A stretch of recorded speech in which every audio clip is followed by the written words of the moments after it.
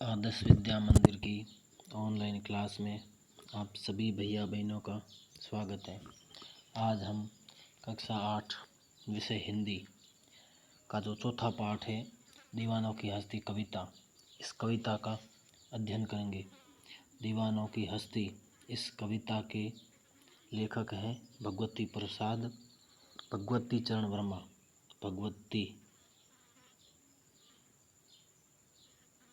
भगवती चरण वर्मा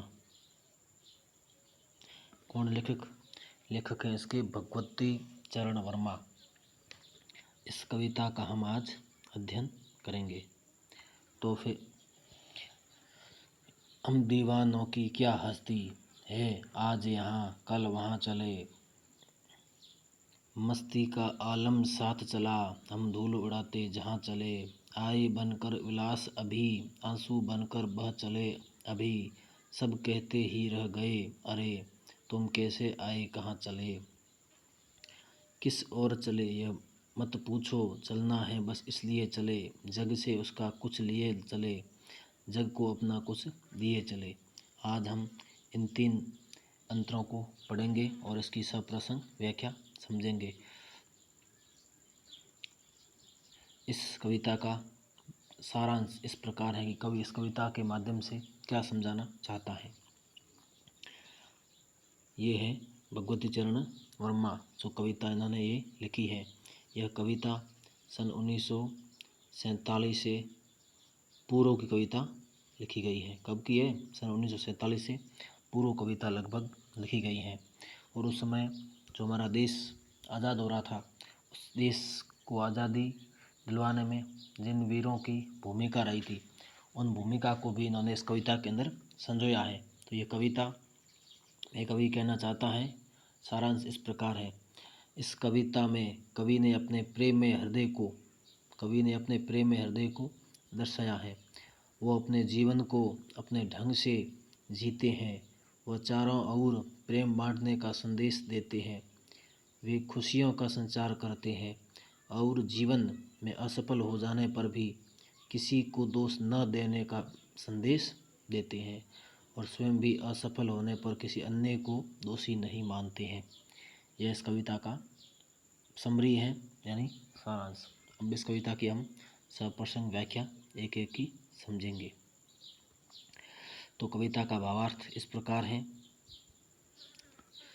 कविता का भावार्थ, पहली 4 पंक्तियाँ, हम दीवानों की क्या हस्ती है, आज यहाँ कल वहाँ चले, मस्ती का आलम साथ चला, हम धूल उड़ाते जहाँ चले।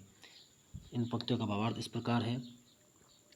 कवि कहते हैं कि दीवानों की कोई हस्ती नहीं होती, अर्थात वे इस घमंड में नहीं रहते कि वे बहुत बड़े आदमी हैं और न ही उन्हें किसी चीज़ की कमी का कोई दुख या पछतावा होता है।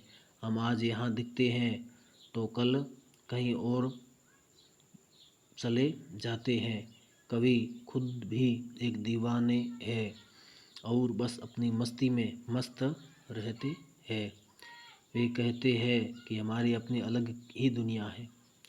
वो क्या कहना चाहते हैं कि हमारी अपनी अलग ही दुनिया है, अर्थात हमारे साथ मस्त संसार है। हमें समाज में अपनी हस्ती यानी अपने अस्तित्व की कोई चिंता नहीं है। इस पहली 4 पंक्तियों का भावार्थ ये है। अगली 4 पंक्तियाँ जो है उसका भावार्थ हम अगले में समझते हैं।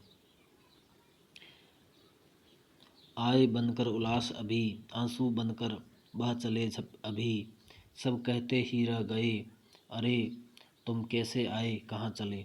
इन पंक्तियों का भावार्थ इस प्रकार है।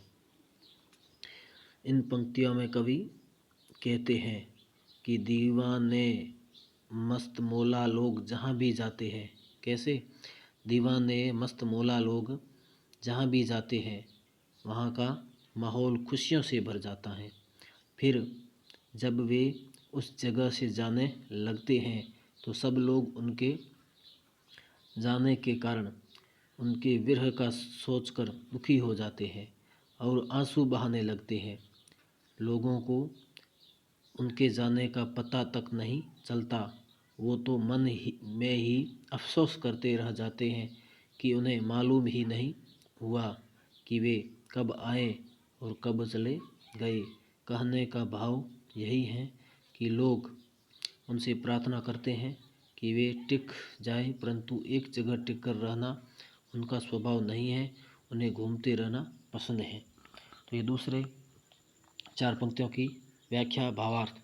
अगले जो 4 पंक्तियां हैं उसका भावार्थ इस प्रकार है। किस ओर चले, किस ओर चले ये मत पूछो। क्या कह रहा वो? किस ओर चले ये मत पूछो, चलना है बस इसलिए चले, जग से उसका कुछ लिए चले, जग को अपना कुछ दिए चले। इस कविता का भावार्थ इस प्रकार है, इस पंक्तियों का।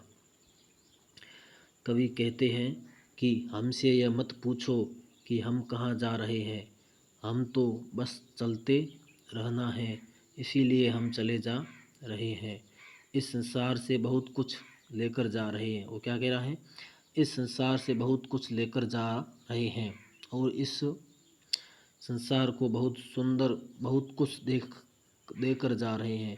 कहने का भाव यह है कि मनुष्य इस समाज में रहते हुए यहाँ से बहुत कुछ ग्रहण करता है तथा अपनी कुछ बातों से समाज को प्रभावित करता है। तो आज हमने ये 3 भावार्थ समझे और इसके आगे वाली जो कविता है, इस कविता को हम कल समझने का प्रयास करेंगे भावार्थ व्याख्या सहित। और आज हम ग्रह कार्य के अंदर इन 3 जो अंतरे हैं, इन 3 अंतरों की व्याख्या हम करेंगे किसमें? ग्रह कार्य के अंदर। तो आज इतना ही, कल और आगे पढ़ेंगे कविता।